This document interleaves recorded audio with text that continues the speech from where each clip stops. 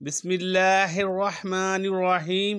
السلام علیکم ورحمۃ اللہ وبرکاتہ۔ عمر بن عبدالعزیز رحمۃ اللہ علیہ کہا کرتے تھے، اپنے دلوں کا علاج کرواؤ، یہ دل قرآن سنتے ہیں اور ان کو رونا نہیں آتا، یہ شعر سنتے ہیں شعراء کے تو ان کو رونا آتا ہے، اپنے بیمار دلوں کا علاج کرواؤ۔ صحابہ کرام رضی اللہ تعالی عنہ اور آپ صلی اللہ علیہ وآلہ وسلم کا مزاج مبارک کیا تھا؟ آیات ان پر اثر انداز ہوتی تھی، جہنم کی آیاتیں آتی ہیں، اللہ کے رسول صلی اللہ علیہ وآلہ وسلم رک جاتے، جنت کی آیاتیں آتی ہیں تو آپ جب قیام کرتے تھے رک جاتے تھے اور دعا کرتے تھے۔ آپ صلی اللہ علیہ وآلہ وسلم کا طریقہ کیا تھا؟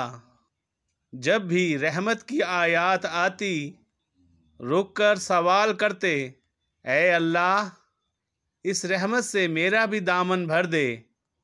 جب عذاب کی آیات نازل ہوتی تو رک کر اللہ کے عذاب سے پناہ مانگتے تھے کہ یا اللہ اس عذاب سے ہمیں بچانا۔ جنت کی آیات نازل ہوتی تو آپ صلی اللہ علیہ وآلہ وسلم رک کر جنت کا سوال کرتے، اور جب جہنم کی آیات نازل ہوتی تھی تو آپ صلی اللہ علیہ وآلہ وسلم رک کے جہنم کے عذاب سے پناہ مانگتے تھے۔ سیدنا حسن بصری رحمۃ اللہ علیہ اس لیے کہا کرتے تھے، 3 چیزوں میں لذت تلاش کیا کرو، نماز کے اندر، اللہ رب العزت کے ذکر میں اور قرآن پاک کی تلاوت میں۔ جس شخص کو اللہ کا ذکر کرنے سے لذت محسوس ہو، قرآن مجید پڑھنے اور سننے سے لذت محسوس ہو اور نماز پڑھنے میں لذت محسوس ہو، اس کا مطلب ہے کہ اللہ کی رحمت کا دروازہ اس کے لیے کھلا ہوا ہے۔ اور اگر اللہ کا ذکر کرنے میں لذت نہیں آتی، قرآن پڑھنے اور سننے سے لذت نہیں آتی اور نماز میں سکون نہیں ملتا، تو یاد رکھو رحمت کا دروازہ بند ہو چکا ہے۔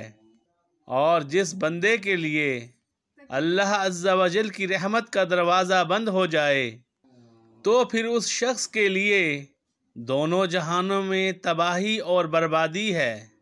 اے اللہ کے پیارے اور نیک بندو، ان خاص اور اہم باتوں کو ضرور سمجھیے گا، کیونکہ یہ باتیں ہماری زندگی کے لیے بہت اہم ہیں اور یہ آخرت بنانے والی باتیں ہیں۔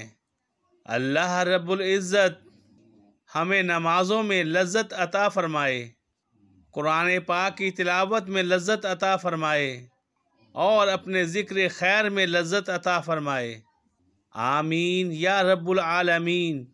اگر آپ اپنی نمازوں میں لذت محسوس کرنا چاہتے ہیں، قرآن پاک سے دل لگانا چاہتے ہیں، ذکر و اذکار سے اپنی زندگی کو 4 چاند لگوانا چاہتے ہیں، تو کثرت سے اٹھتے بیٹھتے چلتے پھرتے ہوئے کوئی سا بھی استغفار پڑھیں اور کثرت سے پڑھیں، تو پھر انشاءاللہ تعالی آپ کو نمازوں میں بھی لذت ملنے لگے گی اور قرآن پاک کی تلاوت میں بھی لذت محسوس ہوگی اور اللہ تبارک و تعالی کے ذکر و اذکار میں بھی لذت محسوس ہوگی، اتنی محسوس ہوگی کہ آپ کبھی بھی اپنی زبان سے اللہ عز و جل کا ذکر نہیں چھوڑیں گے انشاءاللہ تعالی۔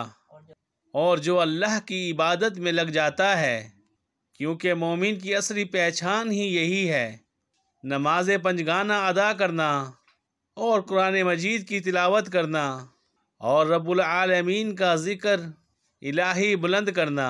اے اللہ تو ہم سب سے راضی ہو جا اور ہمیں بھی اپنی عبادت میں لذت عطا فرما، اور ہمارے دلوں سے اور اپنے ایمان کے نور سے ہمارے گناہوں کی سیاہی کو ہم سے دور فرما۔